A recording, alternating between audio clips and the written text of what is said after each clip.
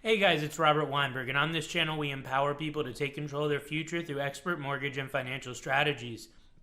In this lesson here, we're going to switch it up a little bit, and I want to talk about the specifics of how you can get a mortgage after you've had a forbearance due to COVID-19. So I've recorded a few different videos and podcasts about this topic. There's been a lot more clarity given just over the last week or so that I wanted to shed some light on. So the gist of it is that, a lot of people are having to take these forbearances or being forced by their mortgage company to get into a forbearance without even being asked. And there's a lot of different repercussions that can come about as a result of that. And it was really everyone's knowledge in the industry up until now that a forbearance because of COVID-19 would be considered the same as any other forbearance. And you wouldn't be able to get a mortgage for a significant amount of time. There'd be a lot of credit issues and repercussions, and just a lot of problems that you'd have as a result. Because it's such a widespread pandemic across the country and really across the world, the FHFA, which is Fannie Mae and Freddie Mac, FHFA stands for Federal Housing Finance Authority, and what they've done is they've come out with some guidance. So I have a very lengthy email from my company about this, and really what I want to talk about here are the specifics. I want to go through the different guidance that we've gotten on these so that you know exactly what to expect and if you might be eligible to either purchase or refinance a home, and what are the circumstances that you'd be eligible if you've actually taken advantage of this forbearance opportunities that have come about recently.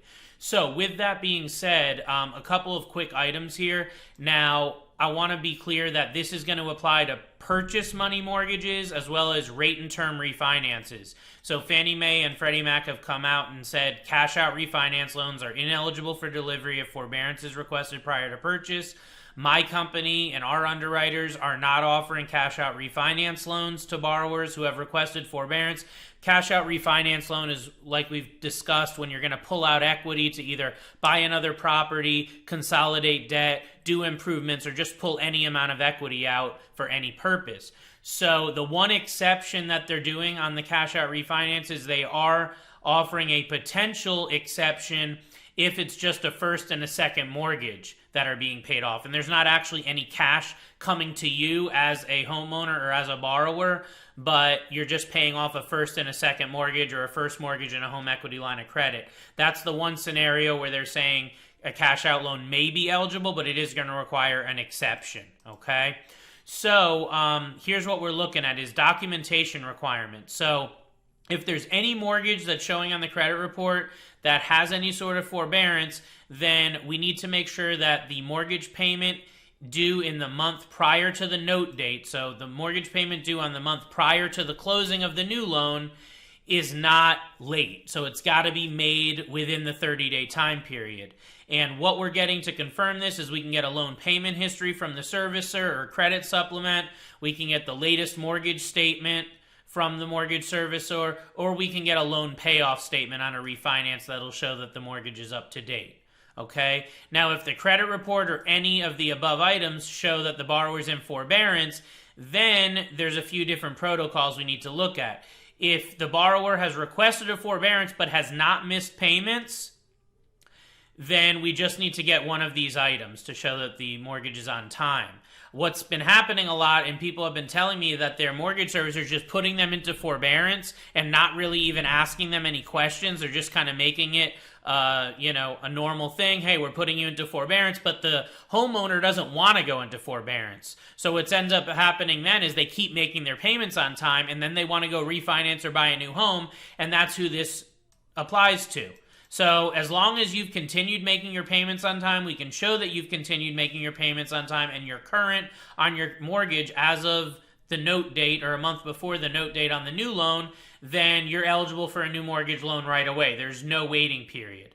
Okay? Now, next is a borrower who's in forbearance and has missed one or more payments. So this is where it gets a little more tricky.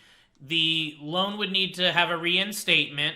So basically, you need to resolve the missed payments, and once the missed payments are resolved, then you're eligible to get a new mortgage loan. Now, as long as you reinstated the loan before the application date of your new loan, we don't need to verify anything further.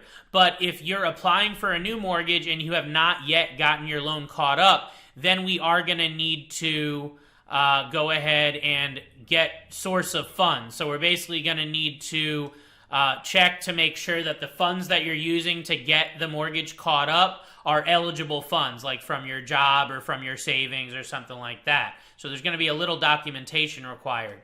Proceeds from a refinance may not be used to reinstate a mortgage loan. So if you're a month or two behind because of forbearance, we can't just go and refinance you and get it caught up. You have to get it caught up on your own, ideally prior to the application date on the new mortgage to minimize the paperwork. But with that said, at that point, you would be eligible as long as you've made 3 on-time payments, as we'll talk about here in a minute.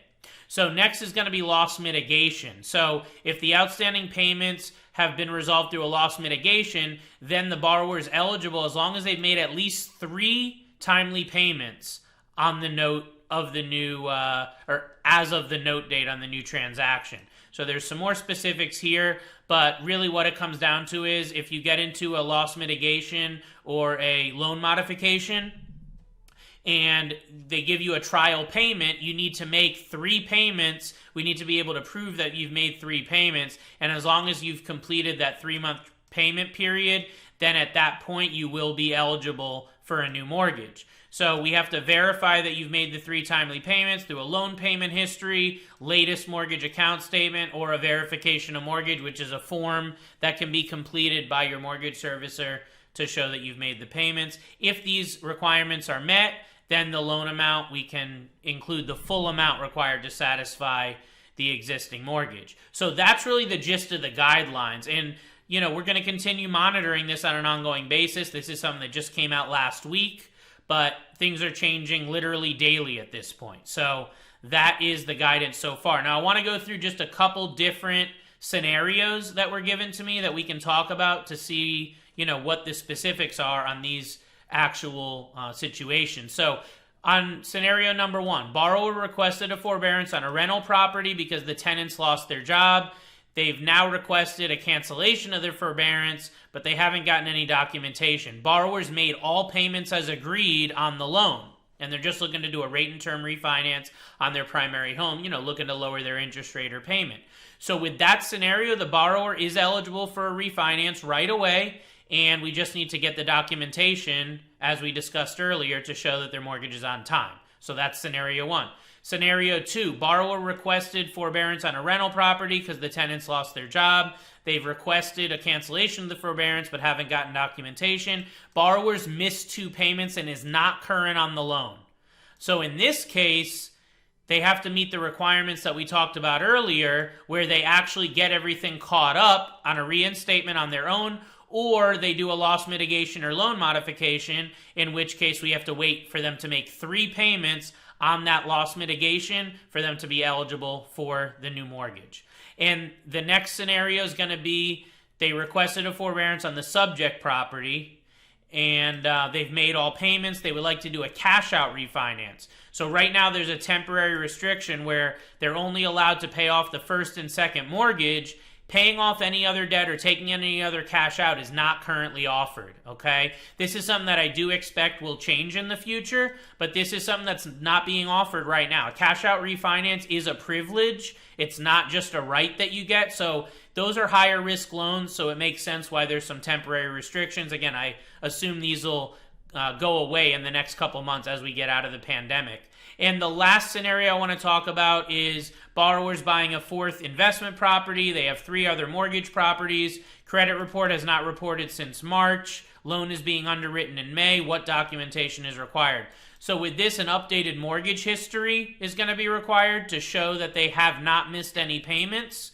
And as long as all that's good to go, there shouldn't be any issues with moving forward as far as getting a new mortgage completed, whether it's a purchase or a rate and term refinance. So I hope this has been of help. I hope it's been of value to you, and it gives some clarification by this forbearance scenario that's literally changing by the day. The good news is that you're not shut out just because you've done a forbearance from getting a new mortgage for a couple of years like we had thought about previously. Now, because of the FHFA putting out this guidance, we can actually get you into a new mortgage in a lot quicker time.